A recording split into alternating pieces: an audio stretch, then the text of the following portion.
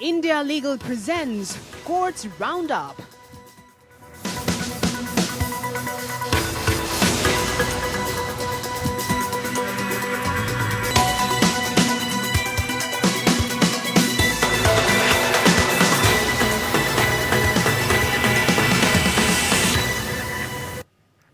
नमस्कार, मैं हूं दिशा बिस्ट। कोर्ट्स राउंडअप में आपका स्वागत है। इस बुलेटिन में अगले आधे घंटे हम आपको कोर्ट से जुड़े तमाम छोटी बड़ी खबरों से रूबरू कराएंगे। कोर्ट की कार्रवाई और सुप्रीम कोर्ट से लेकर हाई कोर्ट और लोअर कोर्ट तक के फैसलों को आपके सामने रखेंगे। आगे बढ़ने से पहले एक नजर डालते हैं हेडलाइंस पर। दूसरे की पत्नी से संबंध पर सेना में हो सजा, केंद्र ने सुप्रीम कोर्ट में दी याचिका, मामला संवैधानिक बेंच को किया गया रेफर। यमुना नदी में प्रदूषण, सुप्रीम कोर्ट ने लिया स्वतः संज्ञान, वरिष्ठ वकील मीनाक्षी अरोड़ा को नियुक्त किया नया न्याय मित्र, हरियाणा सरकार को नोटिस जारी। चांदनी चौक में लटकने वाले केबल को हटाने के लिए दिल्ली हाई कोर्ट को अल्टीमेटम, एमटीएनएल, बीएसईएस, नगर निगम को नोटिस। कोर्ट ने कहा केबल नहीं हटे तो अवमानना कार्रवाई होगी। विवादित बाबरी ढांचा गिराए जाने पर सीबीआई के विशेष कोर्ट के फैसले को चुनौती देने वाली याचिका पर सुनवाई 2 हफ्तों के लिए टली। लखनऊ बेंच ने दस्तावेज में त्रुटि होने पर दिया मामले को सूचीबद्ध।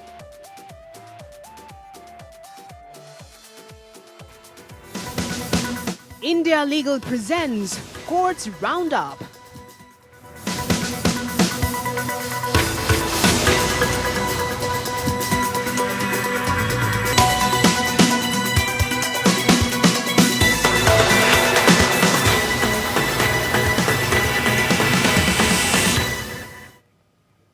व्यभिचार को लेकर आईपीसी की धारा 497 को रद्द करने का मामला फिर से सुप्रीम कोर्ट पहुंचा है। केंद्र सरकार ने सुप्रीम कोर्ट से कहा है कि सशस्त्र सैन्य बलों में व्यभिचार को अपराध ही रहने दिया जाए। सुप्रीम कोर्ट की 3 जजों की बेंच ने आज केंद्र सरकार की याचिका पर नोटिस जारी किया है। साथ ही इसकी सुनवाई 5 जजों की संविधान पीठ में कराने के लिए मामले को मुख्य न्यायाधीश सीजेआई जस्टिस एसए बोबडे के पास भेजा है। व्यभिचार कानून से जुड़ा मामला सुप्रीम कोर्ट में पहुंच गया है। केंद्र सरकार ने अदालत में एक याचिका दाखिल करते हुए अपील की है कि सर्वोच्च अदालत ने जो फैसला व्यभिचार कानून रद्द करने को लेकर दिया था उसे सशस्त्र बलों में ना लागू किया जाए। अब इस मामले पर सुप्रीम कोर्ट द्वारा नोटिस जारी किया गया है।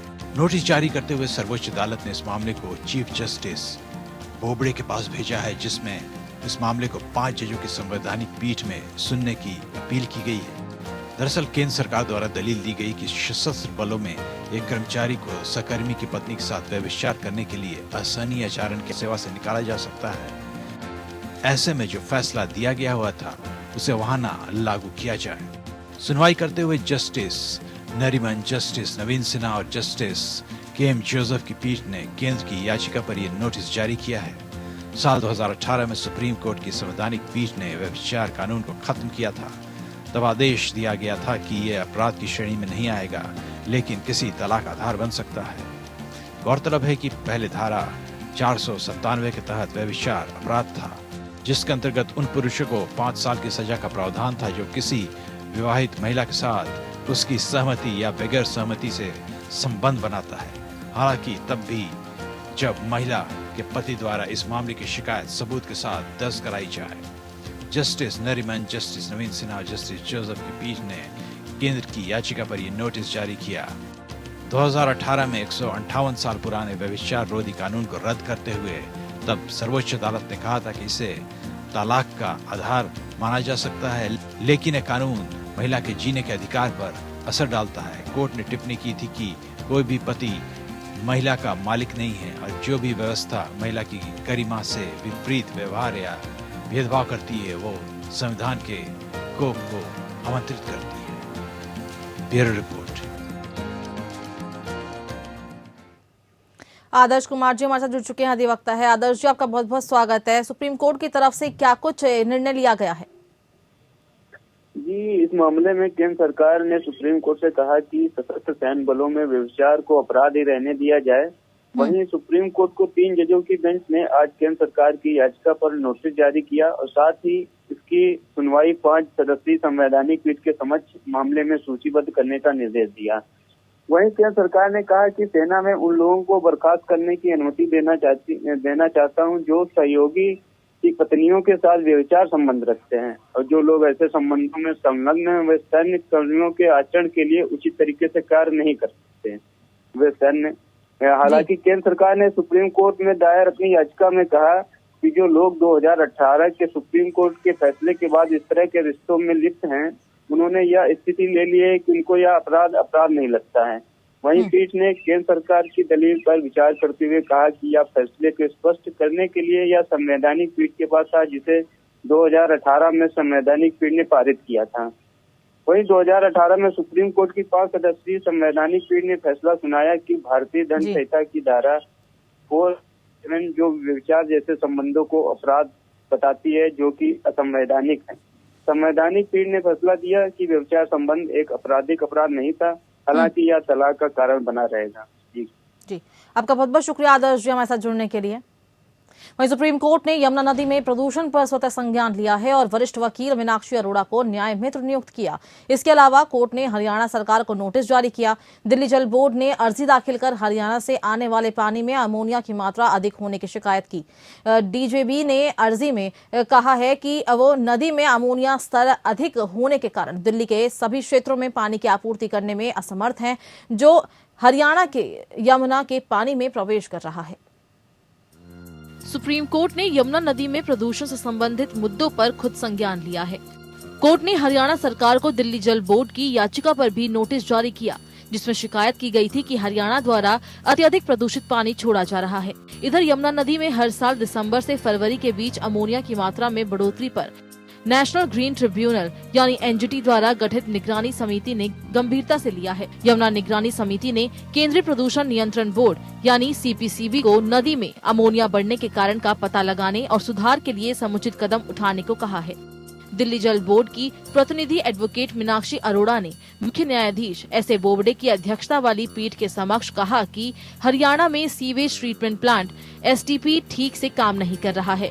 उन्होंने कहा कि इससे पानी में अमोनिया का स्तर बढ़ गया है और पीने लायक नहीं है। उन्होंने इस बात पर भी जोर दिया कि पानी में प्रदूषक तत्व प्रमुख मुद्दा है। पीठ ने अरोड़ा को कहा, एसटीपी द्वारा प्रदूषण को कम करने के लिए क्या कदम उठाए जाने चाहिए। मीनाक्षी अरोड़ा ने मुख्य न्यायाधीश एस.ए. बोबडे की अध्यक्षता वाली पीठ के समक्ष कहा कि हरियाणा में सीवेज ट्रीटमेंट प्लांट ठीक से काम नहीं कर रहा है। उन्होंने कहा कि इससे पानी में अमोनिया का स्तर बढ़ गया है और पीने लायक नहीं है। उन्होंने इस बात पर भी जोर दिया कि पानी में प्रदूषक तत्व प्रमुख मुद्दा है। पीठ ने अरोड़ा को कहा, दिल्ली सरकार के पूर्व मुख्य सचिव शैलजा चंद्रा और एनजीटी के पूर्व विशेषज्ञ सदस्य बीएस साजवान की समिति ने सीपीसीबी से इस बारे में 10 जनवरी तक रिपोर्ट पेश करने को कहा है। समिति ने मीडिया में आई उस खबर पर संज्ञान लेते हुए यह आदेश दिया कि जिसमें कहा गया है कि वजीराबाद के पास यमुना नदी में अमोनिया का स्तर बढ़कर 7 ppm या पार्ट्स पर मिलियन हो गया है, जबकि तय मानक के हिसाब से ये 0.8 ppm से अधिक नहीं होना चाहिए। इसके साथ ही दिल्ली जल बोर्ड ने भी आरोप लगाया कि बार बार ध्यान दिलाए जाने के बावजूद हरियाणा ने औद्योगिक इकाइयों से निकलने वाले गंदे पानी का बहाव रोकने के लिए समुचित कदम नहीं उठाया है। साथ ही जल बोर्ड ने सीपीसीबी से तुरंत समाधान के लिए उपाय करने का आग्रह किया है। Bureau report. सुप्रीम कोर्ट ने हिमाचल प्रदेश के कांगड़ा जिले में मैक्लोडगंज बस स्टैंड के आसपास निर्माण में बरती गई अनियमितता को लेकर अपना फैसला सुनाया। कोर्ट ने बस स्टैंड पर अवैध रूप से बने होटल और रेस्टोरेंट को गिराने का फैसला सुनाया है। सुप्रीम कोर्ट ने कड़ा फैसला सुनाते हुए कहा, होटल और रेस्टोरेंट को अवैध रूप से बनाया गया है और इसे जल्द से जल्द हटाना चाहिए। कोर्ट ने इसके लिए 2 हफ्ते का समय दिया है। वहीं अब अवैध निर्माण करने वाली कंपनियों और संबंधित विभागों के अधिकारियों पर भी कार्रवाई की जा सकती है।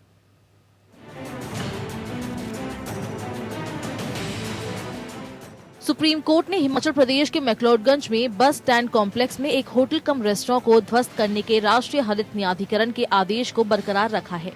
Justice DY Chandrachud, justice Indu Malhotra और जस्टिस इंदिरा बनर्जी की पीठ ने हिमाचल प्रदेश बस स्टैंड प्रबंधन और विकास प्राधिकरण द्वारा दायर अपील को खारिज कर दिया और निर्देश दिया कि होटल कम रेस्टोरेंट संरचना को ध्वस्त करने की प्रक्रिया 2 सप्ताह के भीतर शुरू की जाएगी और इसके बाद 1 महीने के भीतर ध्वस्त कर दी जाएगी।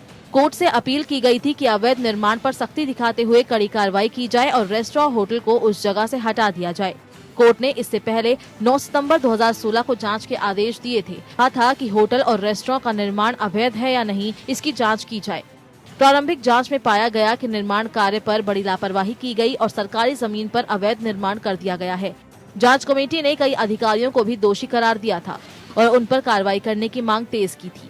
वहीं लंबी कानूनी लड़ाई जीतने के बाद अब याचिकाकर्ता इसे बड़ी जीत मान रही हैं। उनका कहना है कि उन्होंने कोर्ट में सही तथ्य प्रस्तुत किए थे, जिसकी वजह से फैसला उनके पक्ष में सुनाया गया है। इस मामले में एनजीटी ने पाया था कि बस स्टैंड परिसर उस क्षेत्र की पारिस्थितिकी से गंभीरता से छेड़छाड़ करता है जिसमें इसका निर्माण किया गया है और ये वन संरक्षण अधिनियम के प्रावधानों का भी उल्लंघन करता है। इसने प्राधिकरण को एनजीटी अधिनियम की धारा 15 और 17 के संदर्भ में 15 लाख और 10 लाख रुपए का मुआवजा देने का निर्देश दिया। हिमाचल प्रदेश और उसके पर्यटन विभाग को 5-5 लाख रुपए का मुआवजा देने का निर्देश दिया गया था। ट्रिब्यूनल ने प्राधिकरण के अधिकारियों के खिलाफ जांच का आदेश दिया था। प्राधिकरण द्वारा दायर अपील का निपटारा करने के अपने फैसले में पीठ ने पर्यावरण नियम कानून की अवधारणा और पर्यावरण संरक्षण सुनिश्चित करने में अदालतों की भूमिका पर भी चर्चा की। अदालत ने कहा कि कानून का पर्यावरण नियम एक निश्चित स्तर पर कानून के शासन की अवधारणा का एक पहलू है। न्यायालय की भूमिका के बारे में पीठ ने बेंगलुरु विकास प्राधिकरण बनाम सुधाकर हेगड़े में हाल के निर्णय में की गई टिप्पणियों का उल्लेख किया। अदालत और न्यायाधिकरणों की भूमिका को ये सुनिश्चित करने में अतिरंजित नहीं किया जा सकता है कि कानून के शासन की ढाल को पर्यावरणीय नियमों के अनुपालन को सुनिश्चित करने में एक सुविधाजनक साधन के रूप में इस्तेमाल किया जा सकता है। Bureau report. वहीं धोखाधड़ी के आरोप में मध्यस्थता वाले नहीं हैं। ये आधार पूरी तरह से पुरातन दृष्टिकोण है जो अप्रचलित हो गया है और त्यागने योग्य है। सुप्रीम कोर्ट ने अपने एक फैसले में कहा है। पीठ ने इस प्रकार ये माना है कि बैंक गारंटी के आह्वान के संबंध में धोखाधड़ी के आरोप मनमाने हैं क्योंकि ये पक्षों के बीच विवादों से उत्पन्न होते हैं और सार्वजनिक कानून के दायरे में नहीं है। इस अपील में बेंच द्वारा विचार किए गए मुद्दों में से एक ये था कि क्या मूल अनुबंध के तहत बैंक गारंटी के फर्जी आह्वान का आरोप एक मध्यस्थ विवाद होगा। इस मामले में उच्च न्यायालय ने माना था कि धोखाधड़ी के आरोप ने अपराध का गठन नहीं किया है जिसमें स्वैच्छिक सबूतों की रिकॉर्डिंग की आवश्यकता होगी और इसलिए मध्यस्थता के माध्यम से विवादों को हल किया जा सकता है। ये देखा गया है कि इस मामले में धोखाधड़ी के आरोप सरल हैं जो सामान्य पाठ्यक्रम में किसी भी तरह से अपराध नहीं है और न ही आरोपों की प्रकृति इतनी जटिल है, इसलिए विवादों को मध्यस्थता से हल किया जा सकता है। अगर ये स्पष्ट है कि एक सिविल विवाद में धोखाधड़ी, गलत यानी बयानी आदि के प्रश्न शामिल हैं जो भारतीय अनुबंध 1872 की धारा 17 के तहत कार्रवाई का विषय हो सकता है। सर्वोच्च न्यायालय ने आंगनवाड़ी सेवाओं को फिर से खोलने को लेकर राज्य और केंद्र शासित प्रदेशों को आदेश दिया है। कोर्ट ने 31 जनवरी तक आंगनवाड़ी सेवाओं को खोलने का निर्णय लेने को कहा है। इसके साथ ही अदालत ने कंटेनमेंट जोन को इसमें बाहर रखा गया है। कोरोना वायरस संक्रमण को लेकर देश के कई राज्यों में आंगनवाड़ी केंद्रों को बंद कर दिया गया था। याचिकाकर्ता ने सुप्रीम कोर्ट में कोरोना के चलते 14 लाख आंगनवाड़ियों के बंद होने का मुद्दा उठाया था। याचिका में कहा गया था कि बच्चे और माताओं को पोषक आहार नहीं मिलने में परेशानी हो रही है। माध्यम से 0 से 6 वर्ष के बच्चे और गर्भवती महिलाओं को सूखा राशन दिया जाए।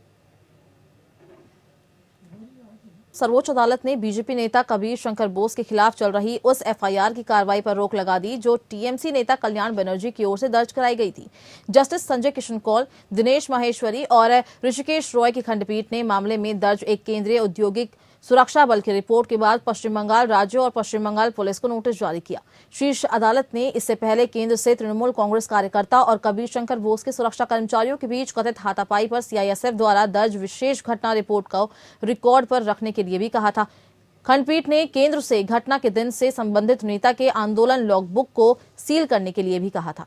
बोस ने दावा किया था कि पिछले साल 6 दिसंबर को वह और उनके सीआईएसएफ विस्तार में भारी हमला हुआ और एक संतोष कुमार सिंह उर्फ पप्पू सिंह के नेतृत्व में नारेबाजी करते हुए अपने आवास के बाहर लगभग रात 8 बजे पहुंचे थे।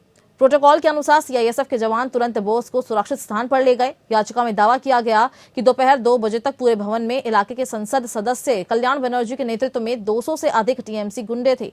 बोस ने दावा किया कि राज्य पुलिस द्वारा सक्रिय रूप से इन कार्यों का समर्थन किया गया था। उन्होंने पश्चिम बंगाल पुलिस द्वारा उनके खिलाफ दर्ज सभी मामलों को किसी अन्य स्वतंत्र जांच एजेंसी को सौंपने की मांग की थी। बोस ने दावा किया कि भारत के संविधान के अनुच्छेद 21 के तहत गारंटीकृत उनके जीवन के अधिकार के उल्लंघन में उन्हें जानबूझकर लगभग 4 घंटे तक कोविड-19 आइसोलेशन वार्ड में रखा गया था। सुप्रीम कोर्ट ने कहा है कि वैश्विक महामारी की मजबूरी के कारण वर्चुअल सुनवाई की शुरुआत हुई, मगर ये ओपन कोर्ट सुनवाई जितनी ही अच्छी है। सुप्रीम कोर्ट की खंडपीठ ने, जिसकी अध्यक्षता सीजेआई एस ए बोबडे कर रहे थे, स्पष्ट किया कि वीडियो कॉन्फ्रेंसिंग के जरिए अदालती कार्रवाई करने का फैसला चिकित्सा विशेषज्ञों के साथ व्यापक विचार विमर्श के बाद लिया गया है। याचिका पर सुनवाई करते हुए सीजेआई ने कहा, हम चिकित्सा कारणों के कारण 1 वर्ष से अधिक समय से वीडियो कॉन्फ्रेंसिंग के जरिए सुनवाई हो रही है। अब समीक्षा की जा रही है कि चिकित्सा विशेषज्ञों की राय के आधार पर यह निर्णय लिया गया है। सीजेआई ने सुनवाई के दौरान टिप्पणी की कि वर्चुअल सुनवाई के कारण महामारी के दौर में भी कार्य ने न्यायिक प्रणाली का काम करती रही। फिजिकल सुनवाई को फिर शुरू करने के साथ जुड़े जोखिमों की चर्चा करते हुए सीजेआई ने कहा, क्या आपको पता है कि कई उच्च न्यायालयों ने फिजिकल सुनवाई शुरू की है और बाद में रोक दिया। उदाहरण के लिए मद्रास उच्च न्यायालय में वकील फिजिकल सुनवाई के लिए नहीं आए। सॉलिसिटर जनरल ने भी सीजेआई का समर्थन करते हुए कहा कि फिजिकल सुनवाई भी ओपन कोर्ट सुनवाई जैसी ही है। उन्होंने कहा, याचिकाकर्ता ये भूल रही है कि इस प्रकार के विशाल देश में अदालत एक दिन के लिए भी न्याय तक की पहुंच पर रोक नहीं लगाई। ये सलामी के काबिल है। सुप्रीम कोर्ट कोविड-19 की शुरुआत के बाद से पिछले साल मार्च से वर्चुअल मोड में काम कर रहा है। अगस्त में सुप्रीम कोर्ट ने अधिवक्ताओं की सहमति से प्रयोगात्मक आधार पर फिजिकल सुनवाई को दोबारा शुरू करने का फैसला किया था।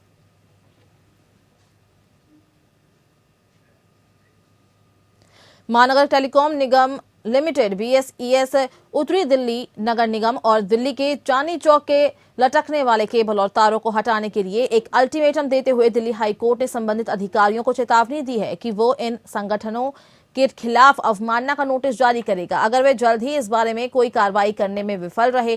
न्यायमूर्ति सांघी और न्यायमूर्ति रेखा पल्ली की खंडपीठ ने नोडल अधिकारी द्वारा चांदनी चौक के पुनर्विकास परियोजना के हिस्से के रूप में तारों के संबंध में कार्रवाई की मांग करने वाली याचिका पर सुनवाई कर रही थी। नोडल अधिकारियों के लिए उपस्थित वकील द्वारा अदालत में प्रस्तुत किया गया कि चांदनी चौक पुनर्विकास परियोजना दिल्ली के गणतंत्र दिवस की झांकी का विषय हो सकती है। अदालत ने टिप्पणी की कि अगर इन तारों को हटा दिया गया तो शायद चांदनी चौक एरिया की बिजली चली जाएगी। ये दर्शाता है कि ये सभी संभावित बिजली के तार हैं। हालांकि ये स्पष्ट किया गया कि इनमें से अधिकांश तार डीटीएच और इंटरनेट कनेक्शन से जुड़े हैं। अदालत को यह भी बताया गया कि एमटीएनएल के अधिकारियों ने उक्त कार्य के प्रति एक उदासीन रवैया दिखाया है और 28 दिसंबर को पुनर्विकास परियोजना के लिए किए गए निरीक्षण में भी अधिकारी उपस्थित नहीं हुए। दिल्ली हाई कोर्ट ने बुधवार को दिवंगत महाराजा रणजीत सिंह की नई दिल्ली स्थित संपत्ति को लेकर बड़ा फैसला सुनाया। हाई कोर्ट ने इस दौरान सख्त टिप्पणी करते हुए संपत्ति पर कब्जे को लेकर दिलचस्प बात कही। अदालत ने कहा कि ये दिल्ली है, कोई बड़ौदा का गांव नहीं। कोर्ट ने 7 सफदरजंग लेन नई दिल्ली स्थित संपत्ति के विवाद पर फैसला देते हुए महाराजा को बेदखली का नोटिस जारी किया है। फैसला सुनाते हुए मुख्य न्यायाधीश DN पटेल ने महाराजा पर खरी खरी टिप्पणी की है। जानकारी के मुताबिक नई दिल्ली स्थित विवादित संपत्ति को महाराज ने 7,500 रुपए के रेंटल लीज पर खरीदा था। कोर्ट ने इस पर टिप्पणी करते हुए महाराजा से कहा कि ये दिल्ली है, बड़ौदा का कोई गांव नहीं है। इसके अलावा कोर्ट ने महाराजा को संबंधित अथॉरिटी को हर महीने 10 लाख रुपए देने का आदेश दिया है। उन्होंने कहा कि महाराजा को ये रकम स्टे एप्लीकेशन या लेटेस्ट पेटेंट अपील जो भी पहले हो पर अंतिम फैसला होने तक देनी होगी। बताया गया है कि महाराजा ने 7,500 रुपए का मामूली लीज रेंटल अमाउंट देकर संपत्ति पर कब्जा किया था। स्टे की मांग करने वाले वकील ने अदालत के सामने लीज की राशि के पूर्ण भुगतान का दस्तावेज भी रखा था। गौरतलब है कि रणजीत सिंह गायकवाड़ की साल 2012 में मौत हो गई। उनकी मौत के बाद साल 2013 में 1988 से चले आ रहे 25 साल पुराने संपत्ति विवाद के मामले का निपटारा किया गया था। अयोध्या में विवादित ढांचा गिराए जाने पर सीबीआई की विशेष कोर्ट के फैसले को चुनौती देने वाली याचिका पर सुनवाई को इलाहाबाद हाई कोर्ट की लखनऊ बेंच ने 2 सप्ताह के लिए टाल दिया है। बुधवार को सुनवाई के दौरान दस्तावेज में त्रुटि होने पर न्यायमूर्ति राकेश श्रीवास्तव ने मामले को 2 सप्ताह बाद सूचीबद्ध करने का फैसला दिया। अयोध्या निवासी हाजी महमूद अहमद और सैयद अखलाक अहमद ने याचिका दायर कर इस मामले के सभी 32 अभियुक्तों को बरी करने के विशेष अदालत के 30 सितंबर 2020 के फैसले को चुनौती दी है। ये पुनरीक्षक याचिका 8 जनवरी को दाखिल की गई। याचिका में कहा गया कि याची 6 दिसंबर 1992 को हुई ढांचा विध्वंस की घटना के पीड़ित और गवाह हैं। उन्होंने विशेष अदालत के समक्ष प्रार्थना पत्र दाखिल कर खुद को सुने जाने की मांग भी की थी, लेकिन उनके प्रार्थना पत्र को खारिज कर दिया गया। साथ ही कहा गया कि अभियुक्तों को बरी करने के फैसले के विरुद्ध सीबीआई ने आज तक कोई अपील दाखिल नहीं की है, इसलिए पुनरीक्षण याचिका दाखिल करनी पड़ी है। इसमें बीजेपी के वरिष्ठ नेता लालकृष्ण आडवाणी, मुरली मनोहर जोशी, कल्याण सिंह, उमा भारती, साक्षी महाराज समेत 32 अभियुक्तों को दोषी करार दिया जाने का आग्रह किया गया है। सीबीआई कि विशेष अदालत ने पिछले साल 30 सितंबर को दिए गए फैसले में इस मामले में लालकृष्ण आडवाणी, मुरली मनोहर जोशी और उमा भारती समेत 32 आरोपियों को बरी कर दिया था। पंजाब और हरियाणा उच्च न्यायालय ने पंजाब पुलिस को पंजाब के पूर्व मंत्री और बीजेपी के वरिष्ठ नेता तीक्ष्ण सूद को पर्याप्त सुरक्षा कर्मी उपलब्ध कराने का निर्देश दिया है। न्यायमूर्ति अरुण कुमार त्यागी की खंडपीठ ने कहा कि भारत का संविधान सभी नागरिकों को भाषण और अभिव्यक्ति की स्वतंत्रता के अधिकार की गारंटी देता है, ताकि वे बिना किसी हथियार के इकट्ठा हो सके और शांतिपूर्ण विरोध करने के लिए स्वतंत्र रूप से आगे बढ़ सके। अदालत के समक्ष याचिकाकर्ता बीजेपी के वरिष्ठ नेता तीक्ष्ण सूद थे, जिन्हें 2 बार कैबिनेट मंत्री के रूप में नियुक्त किया गया और वर्तमान में वो पंजाब भाजपा कोर समिति के सदस्य हैं। उन्होंने अदालत से ये निर्देश मांगे हैं कि उनके साथ साथ उनके परिवार के सदस्यों के लिए खतरे की धारणा का आकलन किया जाए और उनके जीवन, स्वतंत्रता और संपत्ति की रक्षा की जा सके और याचिकाकर्ता और उनके परिवार के सदस्यों को 24 घंटे सुरक्षा प्रदान की जा सके। उन्होंने अदालत के सामने कहा कि उन्होंने कभी भी प्रदर्शन करने वाले किसानों की भावनाओं को आहत करने के लिए कोई बयान नहीं दिया, लेकिन राजनीतिक विरोधियों ने उनके बयान को तोड़ मड़ोड़ कर पेश किया कि किसान पिकनिक के लिए दिल्ली जा रहे थे। उन्होंने आगे अदालत के समक्ष प्रस्तुत किया कि उन्हें यह धमकी दी जा रही है कि वे किसान आंदोलन का समर्थन नहीं कर रहे हैं।